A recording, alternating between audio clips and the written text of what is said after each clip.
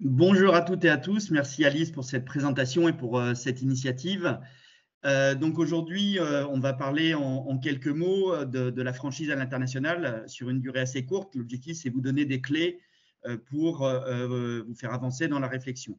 Donc franchise management, on a accompagné plus de 500 enseignes de toute taille.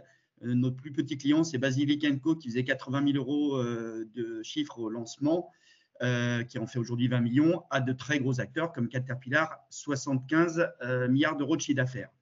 On intervient dans tout secteur d'activité. Aujourd'hui, la franchise, ce n'est pas un modèle qui est dédié à un secteur en particulier. On a des acteurs dans l'industrie, on a des acteurs dans le service à la personne, aux entreprises, dans la restauration. Tout se franchise et on le verra tout au long de cette présentation. Sur l'international, on a accompagné de nombreux projets et pour illustrer cette diversité, on a accompagné des écoles comme ICAM, qui est une école d'ingénieurs pour un développement à l'international et notamment en Inde.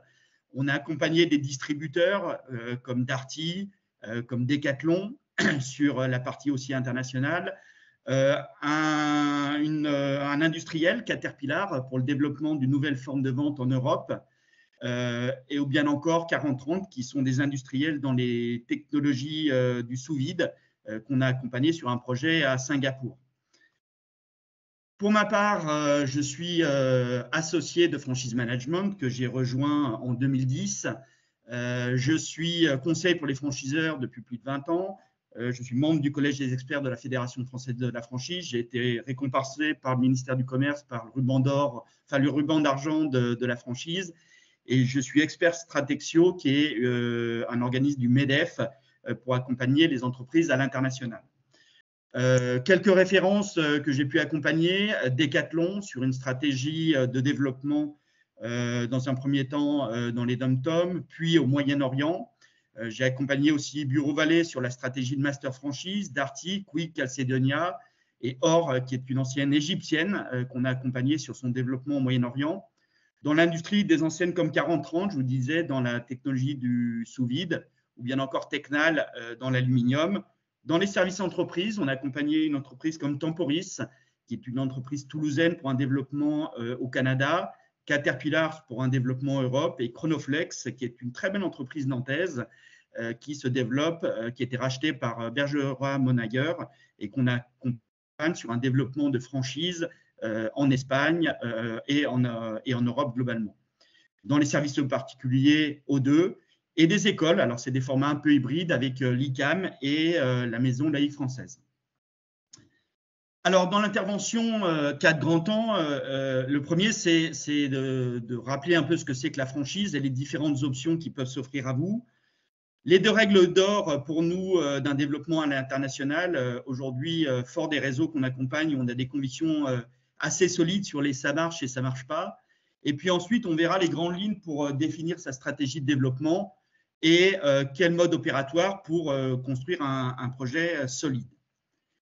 Alors la franchise, c'est quoi la franchise? La franchise, elle est née dans les années 30 des deux côtés de l'Atlantique avec, et c'est important dans le cadre de la compréhension de la franchise à l'international, avec deux pays leaders. Les États-Unis, avec General Motors, qui crée un système de franchise à l'époque pour contourner les lois antitrust. Et en France, c'est l'entreprise Penguin, une entreprise nordiste, qui met en place le système de franchise pour développer un réseau de boutiques. C'est important parce que dans le monde, en fait, il y a deux grandes cultures de la franchise. Une culture qui fait référence au modèle américain et une culture qui fait référence au modèle français. La différence entre les deux, c'est que le modèle américain est un modèle qui est un peu plus industriel, c'est-à-dire que le principe est de dupliquer exactement à l'identique un concept, donc vraiment une reproduction très fidèle, avec en contrepartie des éléments financiers. Le modèle français est considéré aujourd'hui comme un peu plus agile et va dire qu'aujourd'hui, il est important certes de dupliquer une réussite initiale, mais il faut aussi faire preuve d'intelligence et d'adaptation du système de jeu pour dire on doit garder notre ADN à l'international, mais il faut aussi intégrer des spécificités locales. Dans l'histoire, c'est intéressant de voir ça. Il faut se rappeler que McDonald's, quand elle est arrivée Elle a fait une première implantation dans les années 70 en France avec 50 restaurants. Et elle n'est pas arrivée à se développer parce que son modèle ne correspondait pas au modèle français. Ils sont revenus quelques années plus tard en disant ces Gaulois, ils ne sont pas complètement idiots, c'est un marché énorme, donc on va leur laisser des espaces de liberté. Et c'est comme ça que McDonald's France est devenu le centre innovation de McDonald's et a été source d'innovation en mettant notamment le service à la place, l'introduction des salades, les cadeaux pour les adultes, etc. etc. Mais c'est important de se dire, en fonction des pays que vous allez cibler, vous allez être dans un environnement qui sera plutôt américain, avec vraiment une logique industrielle et financière, et une logique française qui est une logique qui est un peu plus souple, sachant que le point commun entre ces deux modèles, c'est les trois composantes de la franchise, qui sont la mise à disposition d'une marque, qui doit être enregistrée dans chaque pays, la transmission d'un savoir-faire. Donc, un savoir-faire, c'est quelque chose qui est identifié, qui est secret, qui est substantiel, et que vous avez testé sur un pilote, et la notion d'assistante. C'est des trois composantes qui vont former une relation de franchise. Je transfère une marque, je transfère un savoir-faire, et j'ai une assistance qui se passe à l'ouverture et de manière continue. Alors, pour développer le principe de la franchise à l'international, le modèle le plus connu est le concept de la master franchise. Alors, le concept de la master franchise, c'est quoi? C'est quand vous n'êtes pas capable de développer sur un territoire en propre, pour X raisons, vous allez faire appel à une entreprise, à un partenaire qui va être chargé de développer votre marque sur le territoire en question. Donc, ce master franchisé, il va prendre en charge le métier de franchiseur sur ce territoire, métier de franchiseur qui a deux grandes composantes, le développement et l'animation. Donc, le développement, c'est lui qui va être chargé de recruter et développer des points de vente. Et l'animation, c'est la fonction qui consiste à garantir que les franchisés respectent bien la promesse et le contrat de franchise qui a été défini. Quand on voit ce modèle de master franchise, on a en fait au sein de cette master franchise trois grandes façons de fonctionner. Le premier modèle, c'est que vous avez à l'international ce qu'on appelle des master franchiseurs qui sont des partenaires locaux qui sont intégrateurs de franchise. Ça veut dire quoi? Et je vous donner des exemples concrets. Par exemple, vous avez un groupe au Moyen-Orient qui est le groupe Azadea. Et ce groupe Azadea va en fait développer un portefeuille de franchises. Donc, Azadea, ils ont plusieurs marques. Ils ont Inditex, Massimo Dutti, Decathlon, Virgin. Et ces gens-là développent un portefeuille de marques. Généralement, ce profil de partenaire, qu'on retrouve aussi beaucoup en Afrique, va essentiellement développer l'activité via des succursales. Et de façon exceptionnelle, il va pouvoir sous-licencier à des sous-franchisés. Ça veut dire quoi? C'est qu'il va prendre son portefeuille de marque et via ses services, il va développer les magasins en mettant ses salariés au sein des entités qu'il va développer. Ça, c'est le premier modèle. Le deuxième modèle, c'est des master franchiseurs qui vont aujourd'hui être plutôt mono-activité, donc ils vont être chargés de développer une enseigne. Donc, par exemple, ils vont développer l'enseigne Fitness Park sur un territoire et ils vont avoir un développement qui sera prioritairement en franchise. Donc, ces gens-là, ils vont prendre votre marque et ils vont la développer via des partenaires en franchise. Ils pourront, dans certains cas, avoir un ou plusieurs pilotes qui leur permettent de maîtriser et d'adapter le concept. Le troisième format qu'on retrouve dans la master franchise, qui peut avoir beaucoup de sens dans les phases notamment initiales, dans les phases de création d'un pays, c'est une relation où vous, franchiseurs français, vous allez identifier un partenaire local et vous allez créer une joint venture capitalistique où vous allez construire le modèle via un pilote. Vous allez co-construire le modèle avec un pilote et ensuite, vous allez, via cette société, faire le développement en franchise et ou en succursale. Donc ça, ce sont les trois grandes entités et trois modèles qu'on peut avoir sur le modèle de franchise. Sur les règles d'or d'un développement en franchise à l'international, 2 éléments. Un, il faut saisir les opportunités qui se présentent sans engager, et c'est une faute qu'on voit souvent, de manière disproportionnée l'entreprise, qui peut, à court ou à moyen terme, fragiliser la construction du modèle domestique. Et trop souvent, on voit des entreprises qui sont sollicitées par des investisseurs qui disent bah, « Nous, on rêve de développer votre marque sur le territoire national, faites-nous confiance, on va le faire ». Et on se lance par opportunité sans véritable stratégie. Et ça peut, et ça conduit très souvent à des situations d'impasse, parce que le projet n'est pas maîtrisé. Or, on le verra un peu plus tard, la franchise, c'est un modèle industriel, c'est dupliquer une réussite initiale et c'est un développement qui doit être maîtrisé. Donc, le deuxième élément, c'est prendre sa décision en toute connaissance de cause, en mesurant de façon très factuelle le risque gagnant et le risque perdant de la stratégie qu'on va mettre en place. Il y a 2 grandes fautes si on fait la somme des expériences qu'on a pu voir.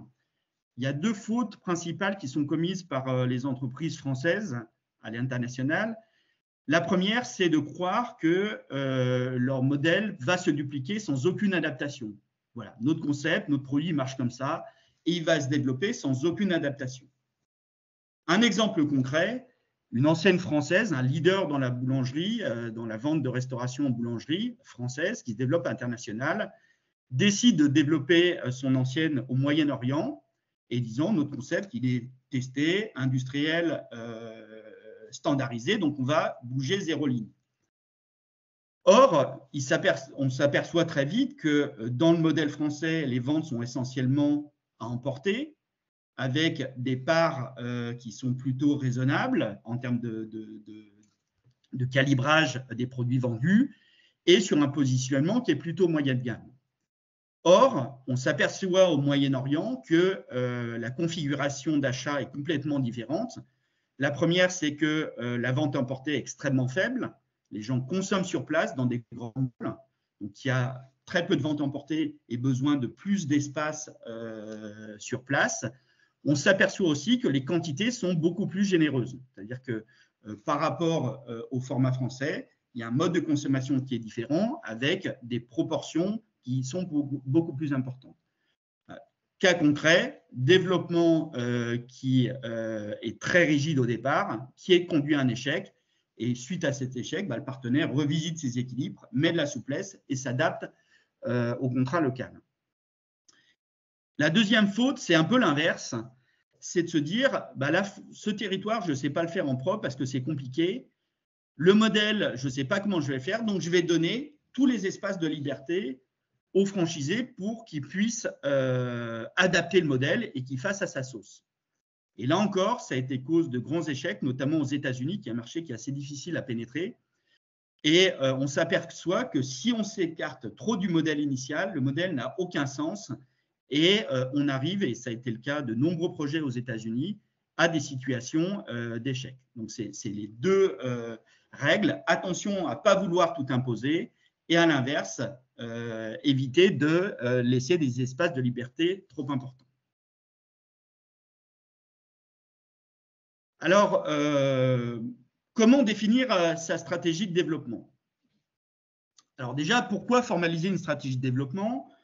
Aujourd'hui, pour une PME, pour n'importe quelle entreprise, il convient de diversifier son risque. Donc, c'est une obligation en fait de se développer à l'international.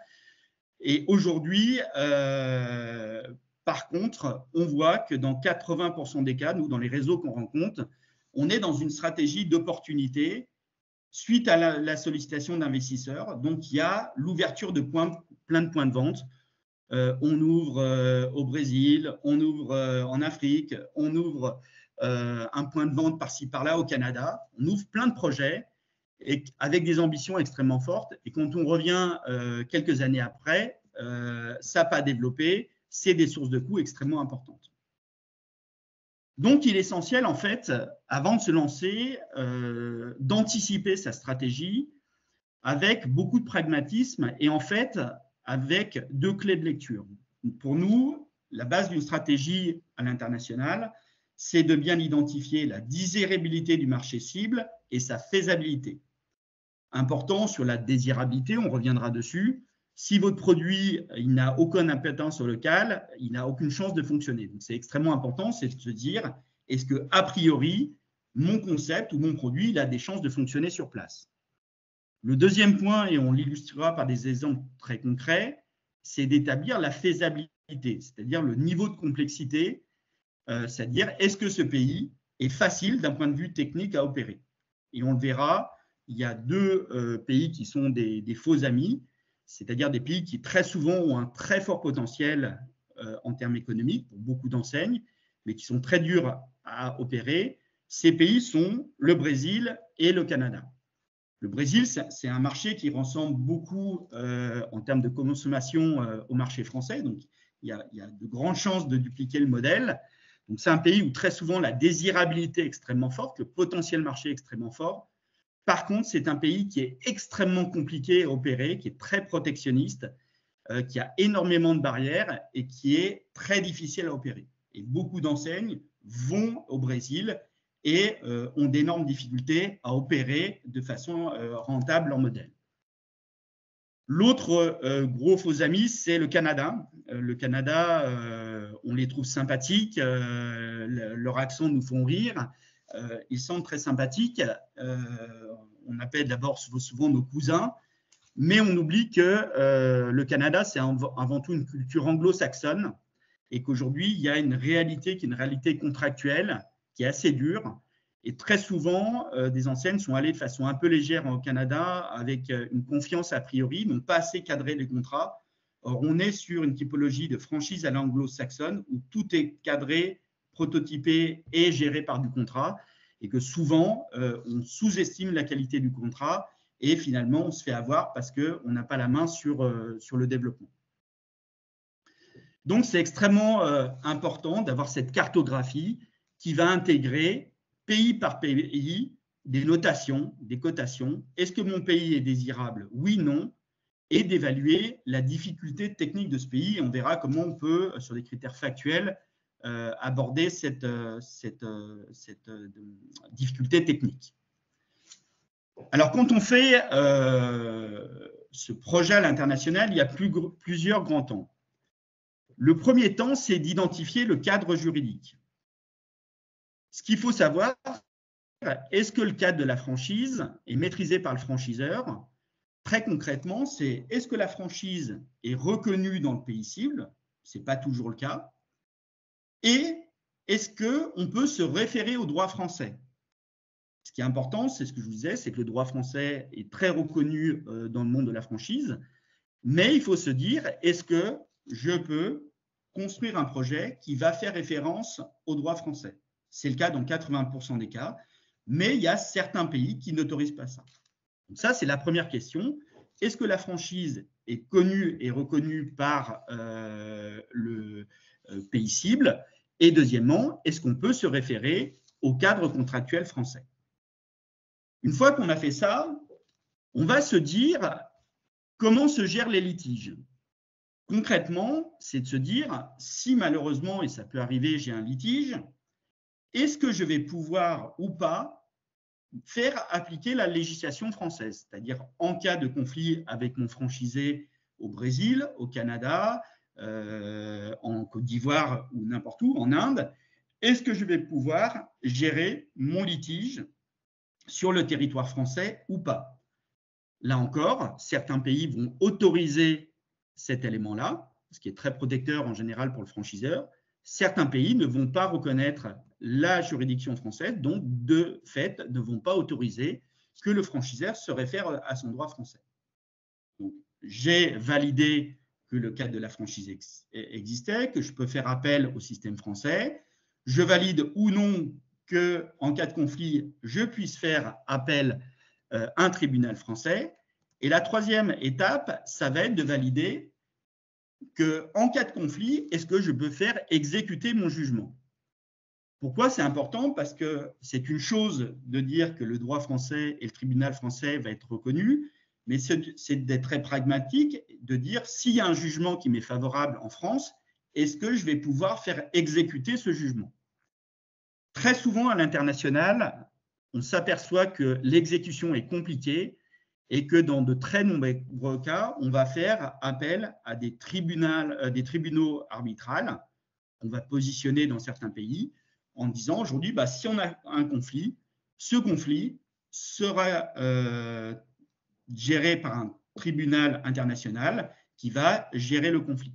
Donc, c'est le troisième point qui va être opéré, c'est de se dire, est-ce que je fais appel ou pas un tribunal international pour gérer mon conflit? Et c'est une préconisation qu'on a dans très souvent des cas. Et le dernier point, c'est qu'une fois qu'on a fait notre contrat, on a vérifié qu'il était valide, on a vérifié qu'on pouvait bien faire exécuter son contrat, on va vérifier via des cabinets locaux qu'il y a pas de, il y a une conformité de notre contrat français qu'on a proposé avec le droit international.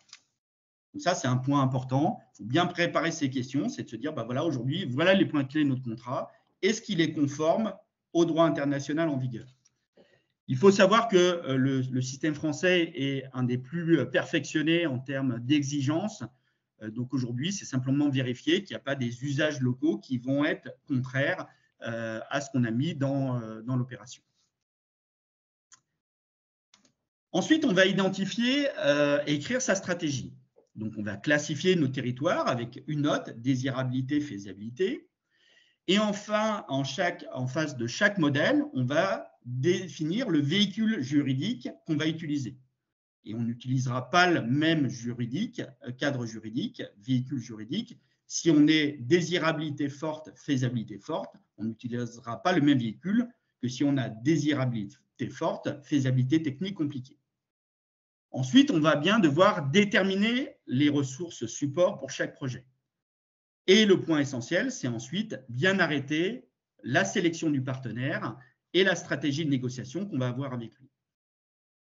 On le verra très souvent dans la stratégie, on pourra compenser certaines carences en termes d'organisation en dédiant et en libérant un de nos salariés pour que ce salarié soit embauché par le master franchisé local, et ça permet de maîtriser un peu plus la qualité de réalisation. Un exemple concret que je vous ai posé, c'est de se dire, j'ai fait ma classification, je vais avoir des pays prioritaires.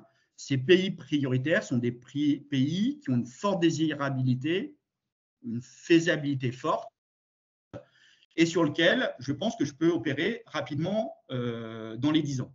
Là, on va se dire, sur ces pays-là, je vais privilégier un mode de développement en succursale. Ensuite, on va avoir des pays intermédiaires qui seront désirables, mais pas tout de suite. Et là, on peut se dire, j'ai une partie du territoire que je vais pouvoir développer en propre. Aujourd'hui, pour prendre des exemples concrets, on a des pays comme le Portugal, comme la Pologne, comme la Tchéquie, où aujourd'hui, on sait qu'on peut facilement opérer sur les grandes villes, donc les capitales économiques. Donc, je peux ouvrir des entités sur les capitales économiques qui sont 2-3 points de vente. Par contre, sur plein de petites villes secondaires, mon modèle économique ne me permet pas d'opérer. Donc, on va se dire, sur une partie du territoire de grande ville, je vais avoir un développement propre. Et sur les autres parties du territoire, je vais avoir des franchises temporaires ou des franchises durables. Ça veut dire quoi? Ça veut dire que je vais dire à mon partenaire, moi, j'ouvre sur ces villes, je te confie le développement de toutes les villes en périphérique et on peut ou pas mettre une option d'achat. C'est-à-dire que soit je te confie durablement ce territoire et charge à toi de l'exploiter, je le reprendrai que si tu n'exécutes mal ta prestation, ou on va avoir un deal avec le partenaire, je te charge de le développer, mais j'aurai la possibilité, dans des conditions déterminées, à l'issue d'une période déterminée, la possibilité de reprendre la main et de les rebasculer en succursale. On a ensuite des pays qui sont très protectionnistes, avec des protections très dures. Le Japon et l'Inde, on sent des exemples. Et là, c'est de se dire, je vais automatiquement le développer sur la franchise durable parce que je sais que je n'arriverai jamais de façon efficace à l'opérer d'une manière en succursale. Et puis, il y a des pays non prioritaires où là, ça sera la franchise pure, master franchise, qui va être développée. C'est des pays où le risque de guerre est important, où il y a une grande instabilité économique. Il y a eu des exemples très concrets. La Russie est un exemple très concret. Il y a des enseignes qui ont décidé d'opérer ces risques, ces pays très risqués en propre. C'était le cas notamment d'Auchan, de Leroy Merlin. Quand il y a eu la crise politique et la situation qu'on connaît aujourd'hui, c'est des enseignes qui ont perdu énormément. Alors que des enseignes comme McDonald's, aujourd'hui, quand il y a eu le risque était porté pour le franchisé et l'impact sur la société mère a été beaucoup plus faible. Donc, c'est vraiment établir cette niveau de cartographie. L'autre point qui va être important, c'est de mettre en place des équipes dédiées. C'est-à-dire que la particularité en France, c'est que le niveau de maîtrise des langues est extrêmement faible et qu'il y a un vrai effort de développer la culture de l'international. À minima, la pratique de l'anglais, mais ça peut être la pratique de la langue du pays qu'on va être ciblé, de bien structurer et organiser les services supports pour opérer à l'international. Pourquoi c'est important et j'ai fait cette erreur à l'époque chez Decathlon, c'est que j'avais ciblé notre premier développement qu'on avait fait était au Moyen-Orient. Et au Moyen-Orient, notre partenaire, et on l'avait mis dans le deal, devait maîtriser la langue française. La problématique, c'est que ça a très bien fonctionné au Liban, où aujourd'hui, l'essentiel des salariés parlaient le français. Quand on a développé ensuite à Dubaï, à Oman et dans les autres villes, on s'apercevait que le niveau de français des vendeurs était extrêmement faible. Donc, ça nous a créé d'énormes problématiques pour opérer. Donc, ça, c'est un sujet qui est important. Autre problématique qu'on peut avoir dans les services supports, qu'on peut sous-évaluer, c'est les décalages horaires. C'est-à-dire qu'aujourd'hui, faire attention, il y a des pays où c'est le jour quand c'est la nuit chez nous, et c'est de se dire concrètement, OK, mes services supports informatiques, par exemple, comment ils vont garantir la continuité de service alors qu'ils ne sont pas sur le pont aux heures où les autres travaillent. Donc, c'est des sujets qui sont extrêmement importants, de bien structurer et organiser les services en fonction des contraintes locales. Et de séparer physiquement les équipes internationales des équipes France avec des projets qui sont des projets dédiés. L'autre point, c'est d'être lucide et pragmatique sur la potentialité du projet. C'est quoi? C'est d'identifier les moyens qu'on va mettre en œuvre. Quel est le niveau de maîtrise des langues sur les pays cibles? C'est-à-dire si on va, par exemple, au Moyen-Orient, quelles sont les langues parlées, quelles langues on va avoir besoin pour opérer avec les opérateurs et est-ce qu'elles sont maîtrisées par nos équipes France. Le deuxième, c'est le niveau maîtrise des savoir-faire techniques pour opérer sur place. Exemple, quand vous allez à l'international, c'est est-ce qu'on maîtrise bien la logistique? Est-ce qu'on maîtrise les incoterms? Est-ce qu'on maîtrise les variations de taux de change? Est-ce qu'on maîtrise le droit, notamment sur le droit des brevets pour adapter les gammes? Donc, il y a tous ces éléments qu'il faut extrêmement bien adapter. Et est-ce qu'on a bien la capacité interne à répondre aux besoins du client? C'est-à-dire que nous, on va lui vendre un produit, on va lui vendre une prestation, mais c'est de se dire tout ce qu'on a mis dans le contrat, est-ce qu'on est bien capable de le garantir? Et ça, c'est un conseil, on reviendra dessus, c'est de dire quand je vais faire mon contrat, de bien faire avant de le faire signer au partenaire, de bien vérifier avec chaque service, de dire est-ce que ce que j'ai marqué dans le contrat, est-ce que oui ou non, je suis capable de l'opérer? Et ça, c'est un point qui est extrêmement important. L'autre point, c'est l'identification des moyens financiers disponibles, c'est de se dire quelle somme je vais allouer sur le projet, bien avoir une trajectoire de rentabilité et enfin d'avoir une cartographie des risques. Alors la cartographie des risques, c'est quoi? C'est notamment le cadre réglementaire local sur le droit, la fiscalité. Et un point qui est extrêmement important, c'est notamment les variations de taux de change. C'est-à-dire comment je vais opérer, sur quelle monnaie je vais contractualiser mon achat. Et est-ce qu'il n'y a pas des politiques, et c'est le deuxième point, risques financiers, qui sont des risques de taux de change. Et est-ce que j'ai la possibilité ou pas de ramener mes redevances sur le territoire national? Il faut savoir que certains pays sont très protectionnistes. Donc, en fait, ils vont empêcher que les redevances qui sont perçues à l'étranger sur leur pays soient rapatriées sur le territoire national, où ils vont les taxer de manière extrêmement forte. Donc, c'est cette notion de risque financier qu'il faut couvrir. Et ensuite, bien vérifier les impacts sur le modèle économique. Notamment, on peut avoir dans un système français qui fonctionne parce qu'il est sponsorisé par des aides économiques. Notamment, on l'a dans le service à la personne, on l'a dans le médical. Il y a des aides qui viennent, je dirais, aider et favoriser le modèle économique. Ces aides ne sont pas forcément les mêmes dans les pays tiers. Cette notion de couverture des risques, elle est extrêmement importante, notamment aujourd'hui dans des variations de taux de change.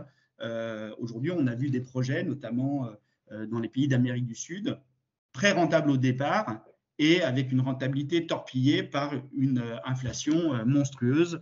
Donc ça, c'est un exemple très concret. Dans la cartographie des risques, on peut aussi avoir des risques techniques. Exemple, on a connu une entreprise qui développait sur un marché qui était le marché de l'Iran. Marché de l'Iran qui a un potentiel extrêmement fort. Et il y a un moment où les relations avec l'Iran s'étaient détendues et cette entreprise est allée pénétrer ce marché avec des perspectives extrêmement bonnes.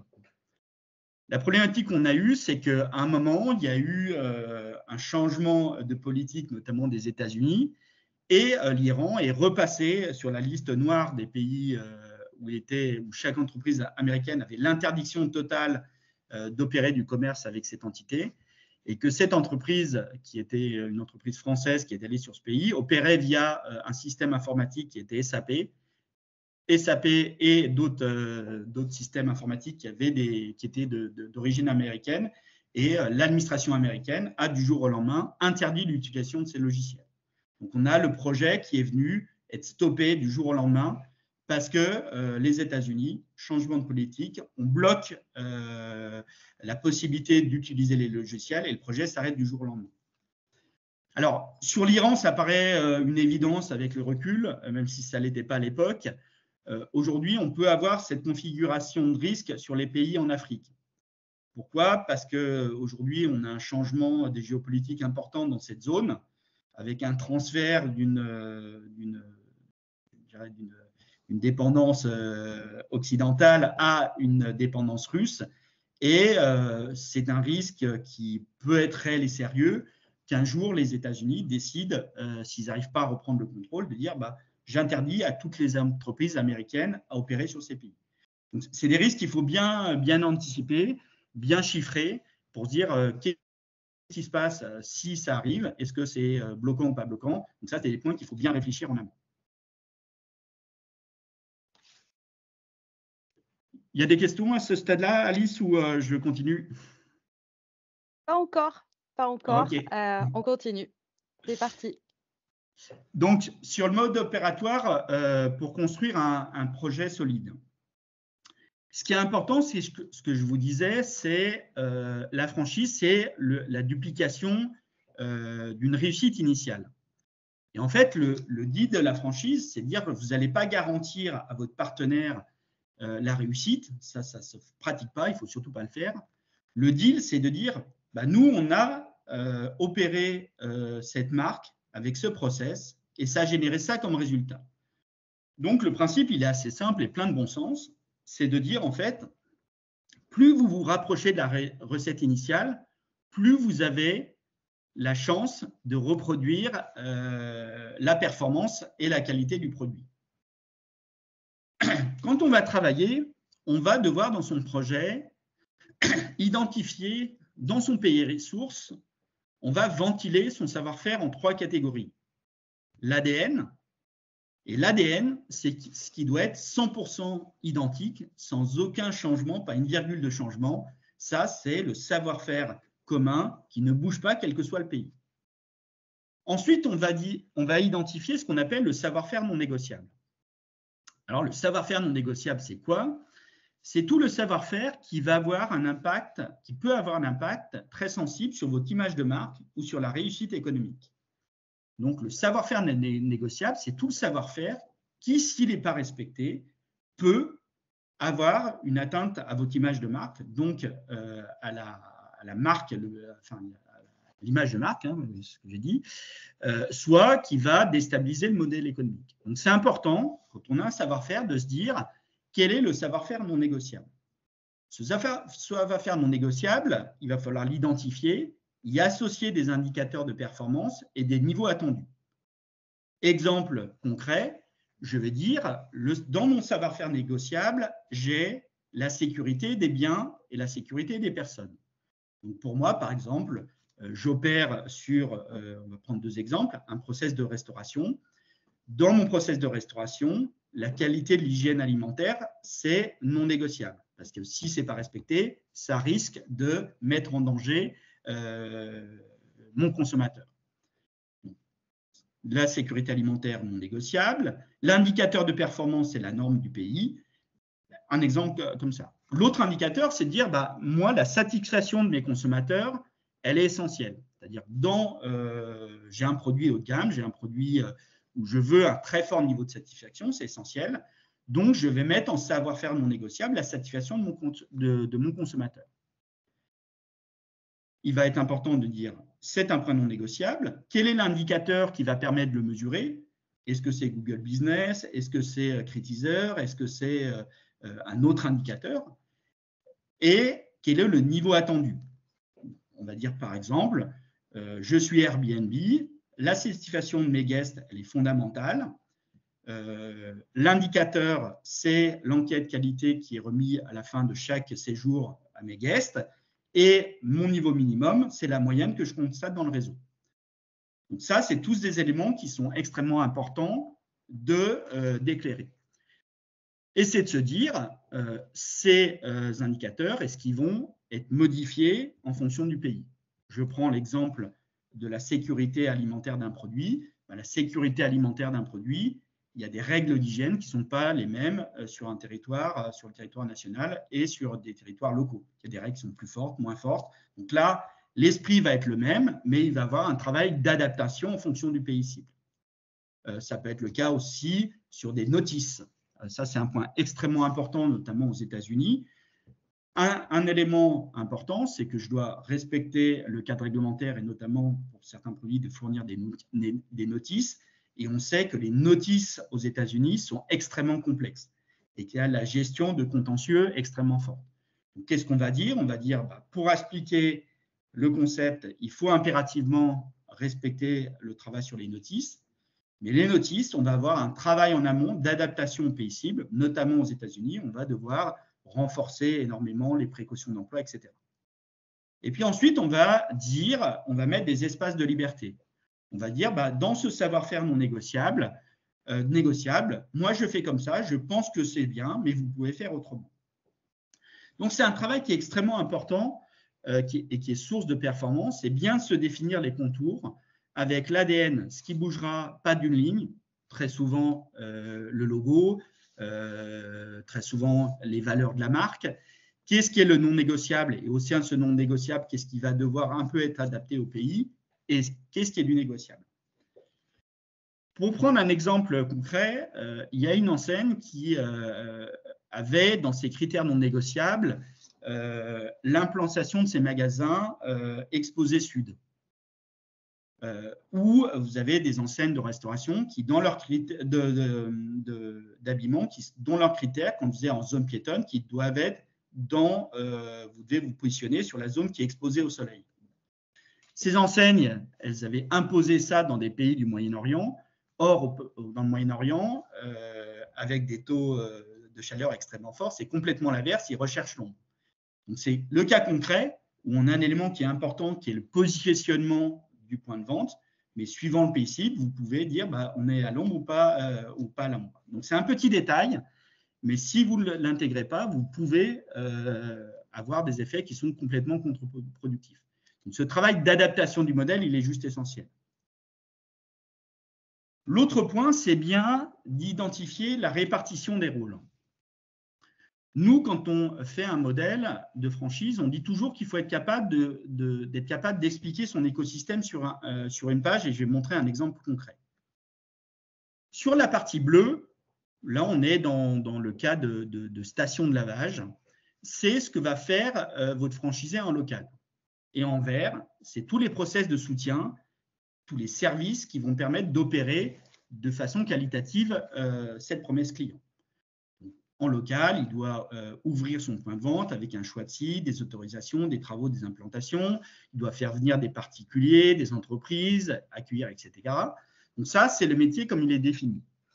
Et ensuite, on va se dire, pour faire ce métier, j'ai besoin d'expansion, j'ai besoin de conception, j'ai besoin de formation initiale, j'ai besoin de publicité locale, nationale, de manuels de savoir-faire, j'ai besoin de centrales de référencement, j'ai besoin de centrales d'achat, j'ai besoin de systèmes d'information, etc., etc. Et ce qui va être extrêmement important quand on va faire le projet, c'est sur la chaîne de valeur qui est en bleu, qui est comment on perd, est-ce que j'ai des adaptations possibles. Par exemple, en France, ma clientèle, c'est essentiellement du particulier et très peu d'entreprises. Dans le pays cible, ça peut être l'inverse. Ça peut être très peu de particuliers et beaucoup d'entreprises. Le premier travail, on adapte la chaîne de valeur opérationnelle du franchisé. Et puis, le deuxième étape, c'est de se dire, dans les process de soutien, qui va faire quoi?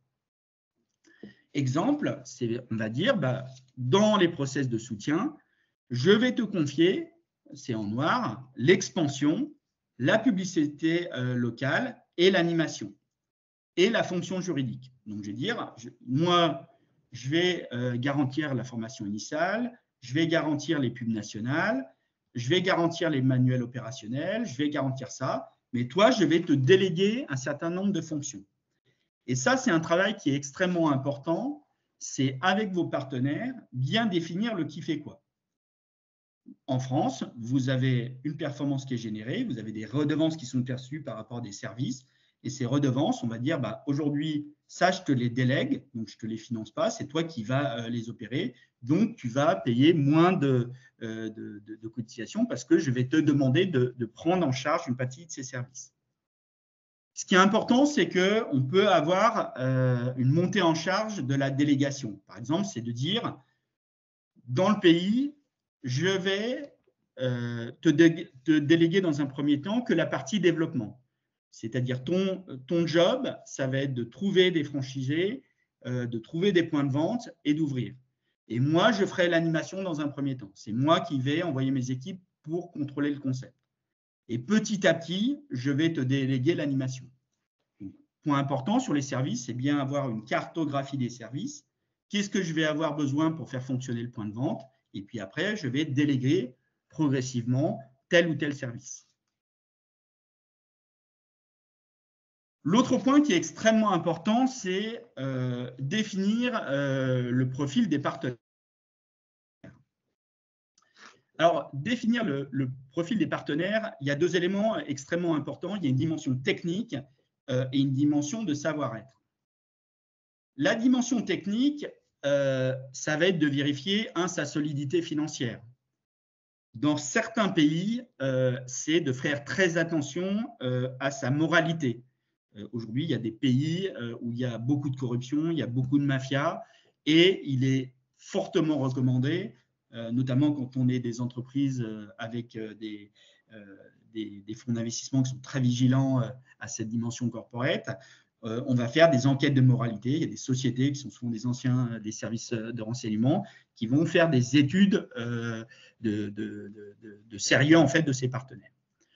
Le deuxième point qui est extrêmement important, c'est d'identifier le savoir-faire dont on va avoir besoin. Est-ce qu'il faut qu'il maîtrise le savoir-faire cœur de métier? Est-ce qu'il faut qu'il maîtrise l'expansion, l'humain, le SAV, l'informatique et la logistique? C'est de dire, pour moi, pour faire opérer ce métier, j'ai besoin de telle compétence. Par exemple, j'ai besoin qu'il maîtrise complètement la logistique. Moi, je ne sais pas faire de l'approvisionnement dans son pays, donc je veux qu'il maîtrise absolument le dédouanement.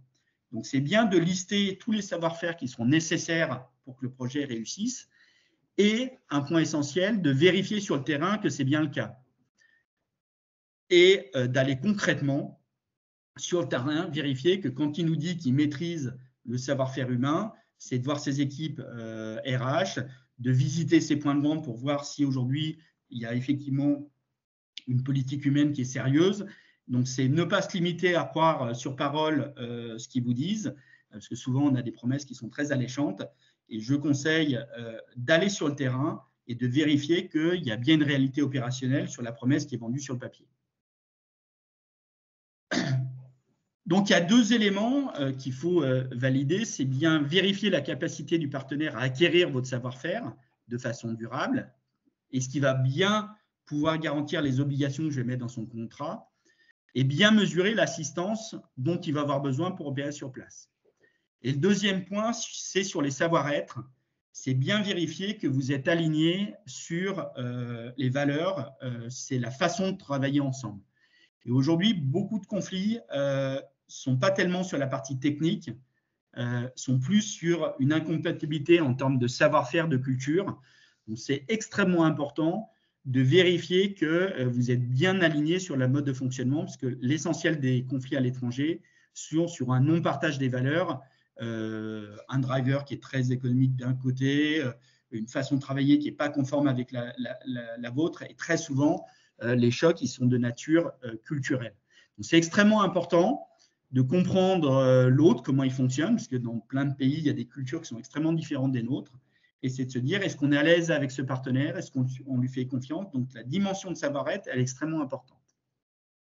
Alors, des petits exemples, c'est extrêmement important que la direction financière valide des critères de sélection, la caution banque, la garantie bancaire nécessaire, l'honorabilité. Il y a une notion de due diligence qui est extrêmement importante.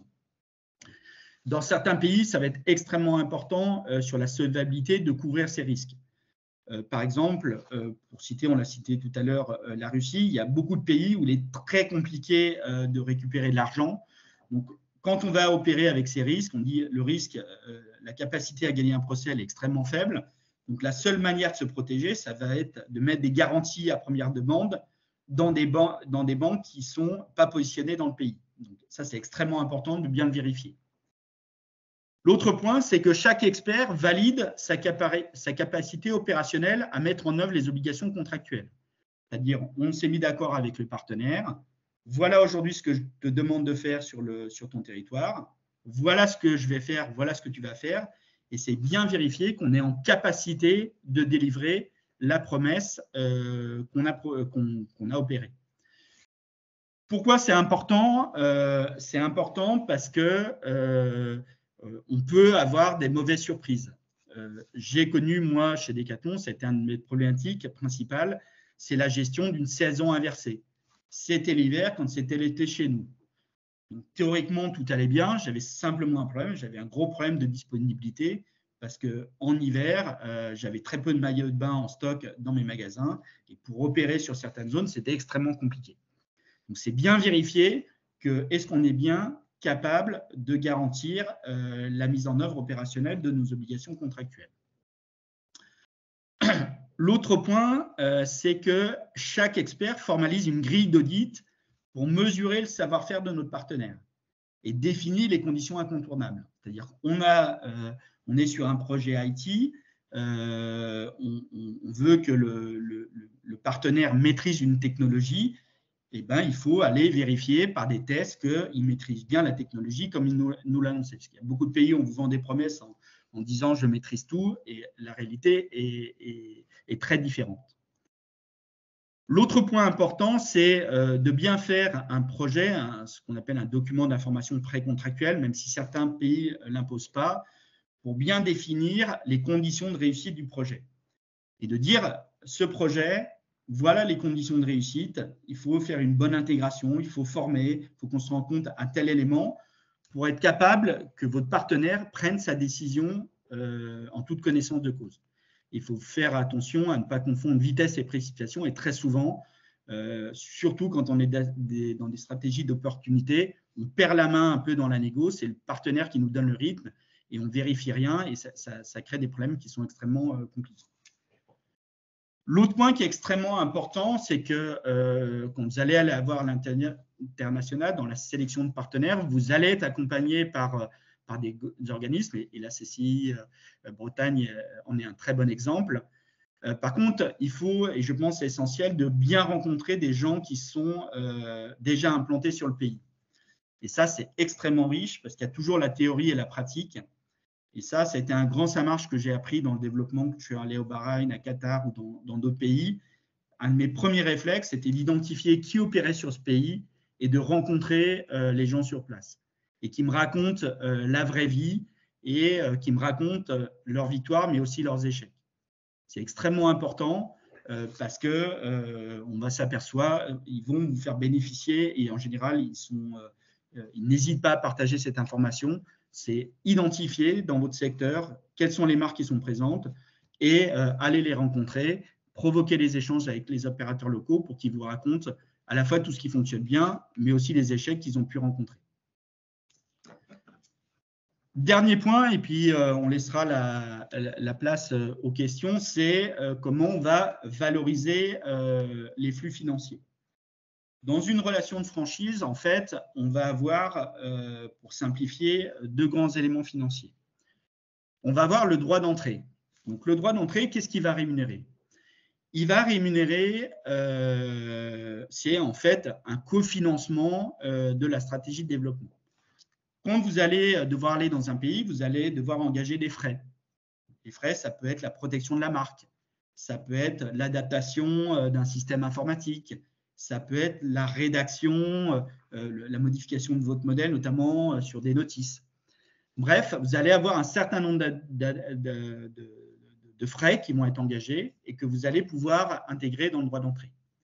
Le droit d'entrée, il va rémunérer aussi toute la formation initiale. C'est-à-dire pour opérer, vous allez former votre franchisé ou votre master franchisé en local. Vous allez lui transférer du savoir-faire, soit il va venir sur place, soit vous allez sur place. Donc ça va se rémunérer. Vous allez peut-être l'accompagner dans ses premiers pas, c'est-à-dire que vous allez embarquer un de vos opérationnels qui va rester pendant 1 semaine, 2 semaines, 3 semaines sur place.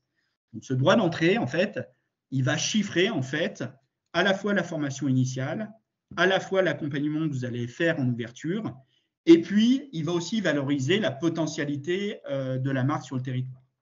Donc ça se calcule de façon précise. Formation initiale, investissement, ça se chiffre de façon très précise. Après, le potentiel du territoire, c'est une variable d'ajustement qui est un peu plus, qui se fait en fonction de vos convictions sur la potentialité du projet. Et puis ensuite, vous allez mettre en place des redevances. Et dans les redevances, on a 3 grands types de redevances. On a des redevances d'exploitation, c'est tout ce qui va permettre de financer les services que vous allez mettre à disposition de votre tiers.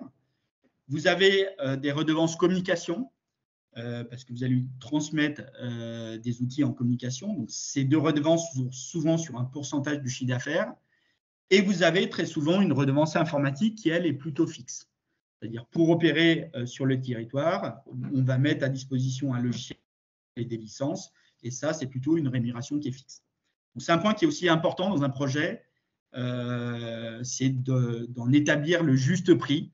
Donc, bien prendre le temps de poser les services qu'on va mettre à l'ouverture, la formation initiale, combien ça va nous coûter.